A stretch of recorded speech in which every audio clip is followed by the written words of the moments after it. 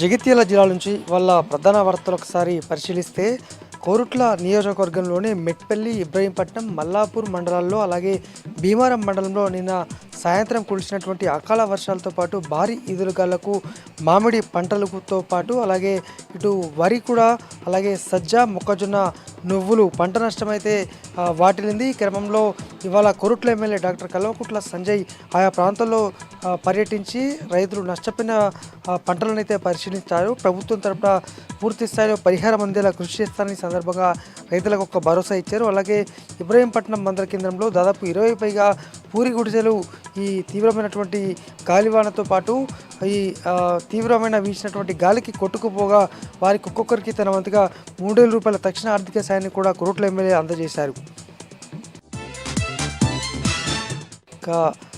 మరొక ప్రధానమైనటువంటి వార్త జగిత్యాల రూరల్ మండలం జాబ్తాపూర్ గ్రామంలో ఇవాళ జగిత్యాల ఎమ్మెల్యే డాక్టర్ సంజయ్ కుమార్ పర్యటించారు. ఈ క్రమంలో ఓ గౌడ కార్మికులకు సంబంధించి ఒక కార్యక్రమానికి హాజరైనటువంటి నేపథ్యంలో అక్కడ జాబితాపూర్ గ్రామానికి రావాల్సినటువంటి సొసైటీని ఇతర గ్రామానికి కేటాయించారంటూ ఎమ్మెల్యే సంజయ్ కుమార్ని అయితే స్థానికులు నిలదీశారు. దీంతో చేసేదేం లేక తానవంతుగా కృషి చేస్తానంటూ అక్కడి నుంచి వెళ్ళిపోవడం జరిగింది. అయితే ఆయన పర్యటన సందర్భంగా ఎక్కడికి వెళ్ళినా కూడా భారీ బందోబస్తుతోటే పర్యటన అయితే కానిచ్చడం చర్చనీయాంశంగా మారింది. మరి ఇప్పటికే కాంగ్రెస్ వైఫల్యాలను ప్రజలు ఎత్తి చూపుతున్న నేపథ్యంలో ఈ విధంగా అడ్డుకోవడం, ప్రశ్నించడం అనేది ఈ మధ్య జగిత్యాల జిల్లా కేంద్రంలో పరిపాటిగా మారింది.